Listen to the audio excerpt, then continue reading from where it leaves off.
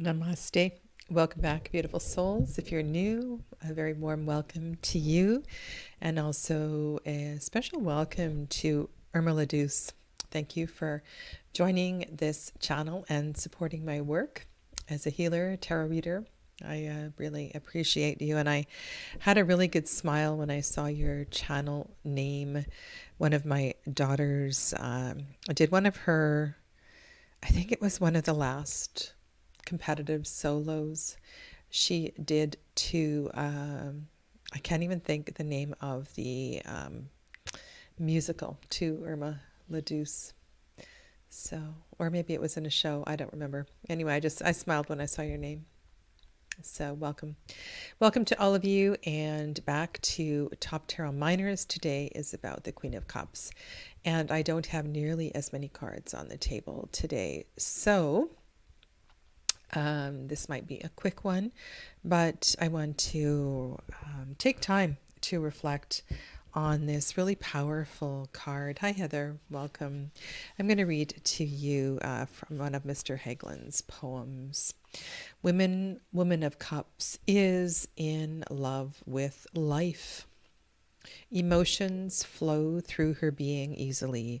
Woman of Cups rejoices and dances in the tides of life and knows that feeling life is living life. When you gaze into the face of the Woman of Cups, your brimming emotions must not be blocked or doubted. Let the rain fall over you, and in dancing delight grow your next seeds in your tears. You now know that pain and joy are only drops in the infinite ocean of life. The energy of rejoicer is receptive and accepting. It is the shell, the flower, and the cup, waiting in trust to be filled. The rejoicer is Shiva, celebrating her creation. That's an interesting, I hadn't read that last line. So usually Shiva, I would identify with the masculine fire. So I know that in the Hindu pantheon, there are a number of deities who are portrayed as androgynous. So usually the drawing, the painting is half, there is a vertical line, sort of, and one half is feminine, one half is masculine. And Shiva usually has the Ganga. Maybe this is why. I'm getting this now. So Shiva has dreadlocks. And those dreadlocks are the Ganga, the Ganges River. And so I'm guessing that is the connection here to the river that feeds and purifies and nourishes life. It is one of 5 sacred rivers in India. So now I understand. Okay. This is a powerful one, especially if you have been studying zodiacal correspondences, Golden Dawn correspondences, doing a Decan walk. And I was really kind of happy looking at the Sasrabito Tarot through this lens. The Great Sea of Binah, which is the 3rd Sephira on the Tree of Life, is the home of the queens. And that image of the Great Sea of Binah, the color of that Sephira is black. It is deep, it is dark, and it is mysterious. And I love a lot of, and I'm sorry I do not have a wide range of race on this card. I have Mexican heritage, Asian heritage.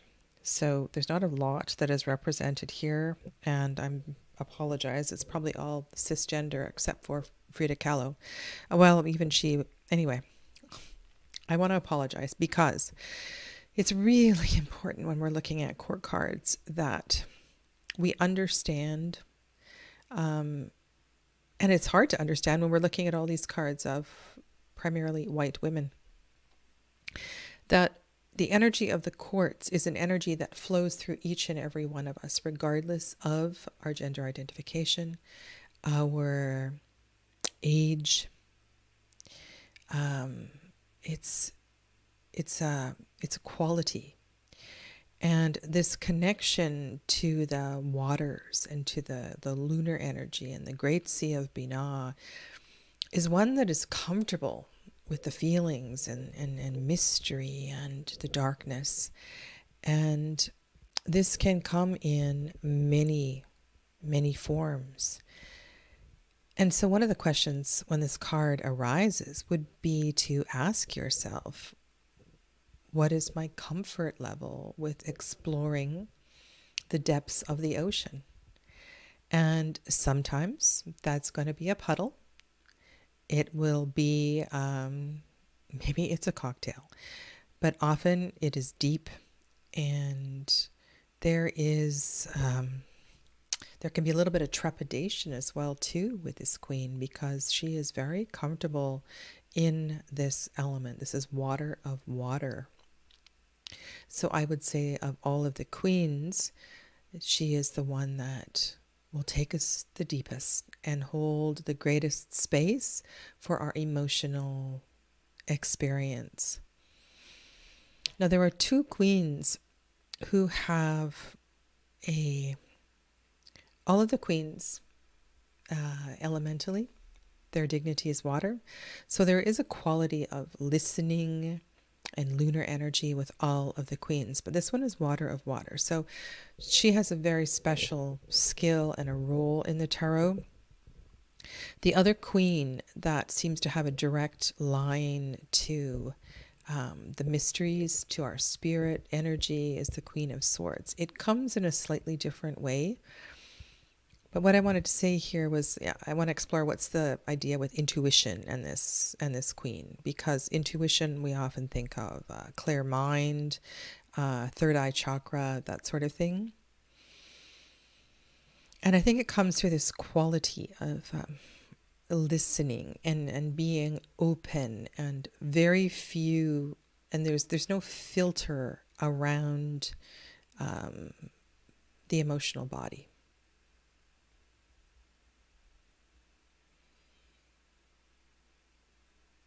This is, oh my goodness, what was that comedy? This is that family. Barbara Streisand, she was a counselor in, I don't know, one of those funny marriage family movies.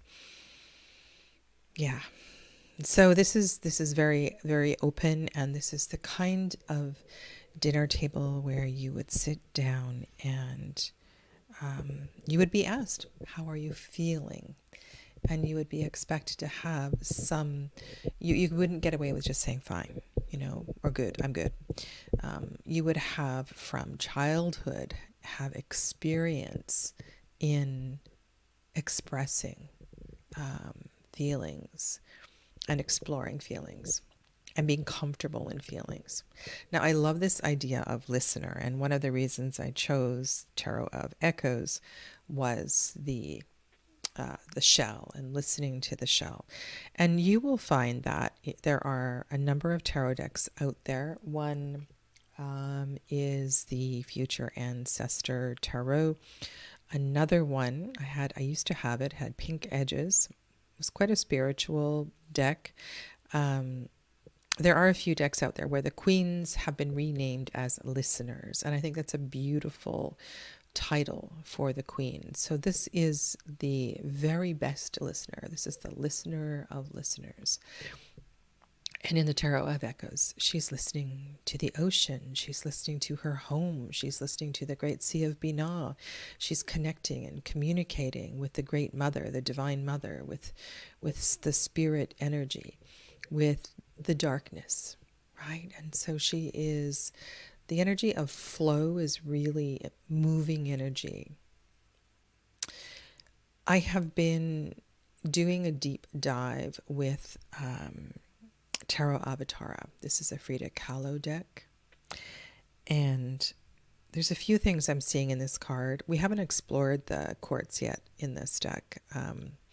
That's coming up next. I'm almost seeing a stagnant pond here. And this is a very challenging deck. However, this face is in the pond and looking through the pond at the darkness, not afraid to be here. Now there are lotuses. There is life. She has lotuses in her hair. Her hair, very kind of feminine looking energy, and we see energy on the third eye, the Agnya chakra as well. So this is a really intriguing variation on the card. I don't know if I said, like, this is a really challenging deck. This deck is one that I will continue to have close at hand, working with people who are navigating sacral chakra stuff. It's not an easy deck to work with, but I think it's going to really, really help with those kinds of issues. I'm deeply committed to the healing process, and I love it when I can connect the tarot through chakra medicine. I spent a great deal of time. I created 3 courses and then pared it down, and I have one that's on my, if you're interested in, it's on my shop. And I have done a lot of chakra sadhana myself, and taken a course in India, taken a course, and not just a course, like a year-long process of being in the chakras and working through my own healing. And it's something that it's really powerful. So I love it when I find a deck that I can really connect with that. And then on this idea of healing, I mean, I was very late to the party on the tarot, at least the Saint Croix's tarot of Saint Croix, and just got the orange bordered deck, just as the black bordered ones were coming out. So really feel lucky to have this card. But when I was going through the deck and saw this card,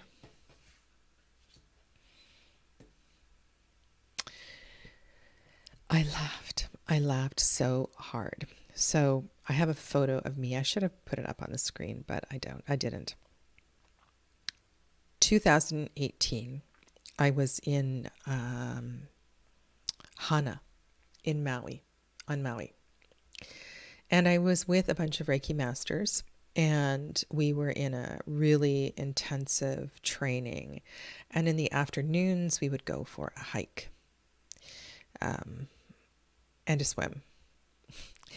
And one day we were, if you know that area, I think we were on our way. We were hiking through the bamboo forest, and we went over a fence and we went down into a river to go for a swim. And there were all these natural waterfalls and places where you could literally play in the water. It was something, out of the Jungle Book or something. It was just amazing. And I did a lot of jumping and diving into pools on that journey. And I do have a photo of myself. I'm not sitting, I'm not wearing a dress. I am wearing a swimsuit, coming down a waterfall. But this photo really reminds me of it, and what one can heal and explore and open up vulnerabilities through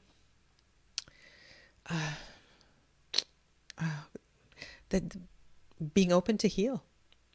And when you dive into a Master Reiki training with a bunch of people who have been practicing Reiki for a long time and taken multiple Master Reiki training classes, you are with people who are really connected. And anyway, this card just reminds me of it so much.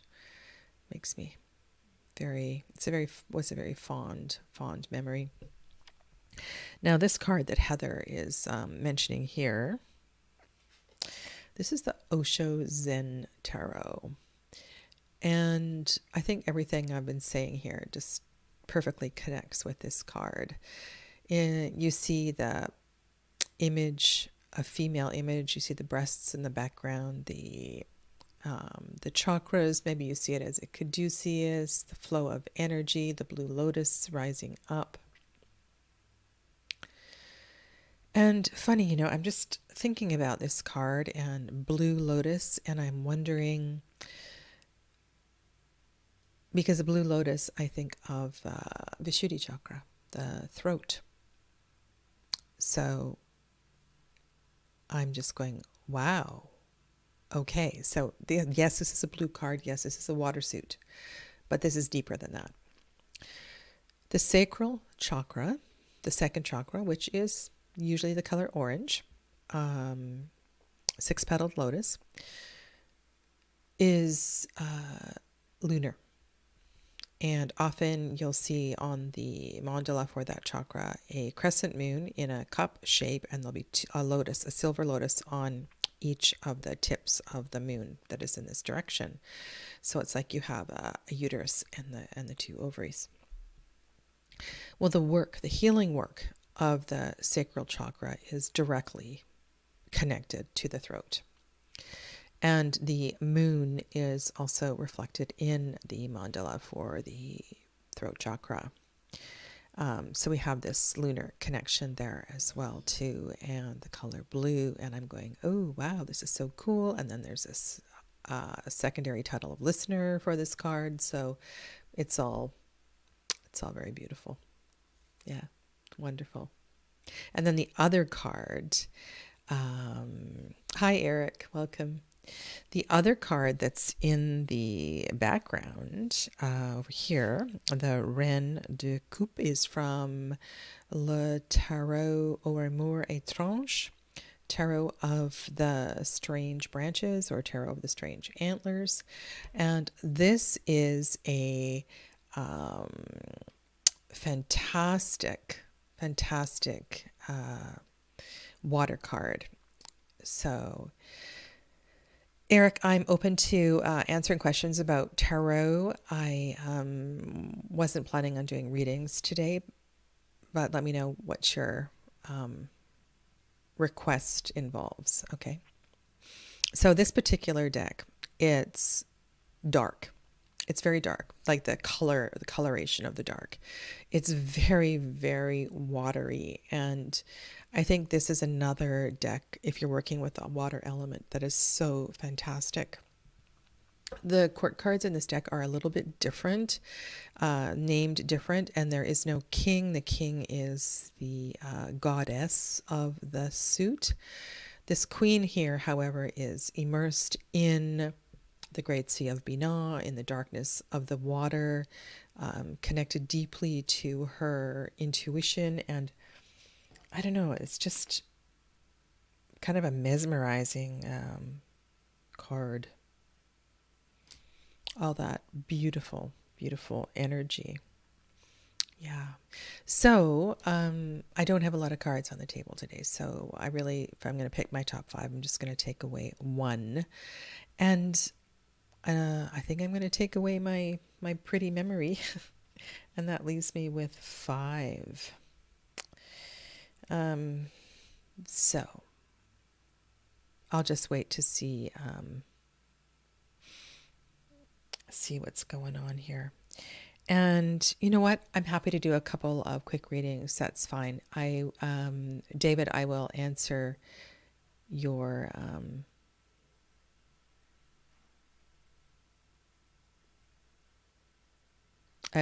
question. Okay. So my top 5 Queen of Cups cards for today, left to right, are Tarot of Tara, Osho Zen, Tarot of Echoes, Sasarai Bito, and Tarot aux Amours Étranges.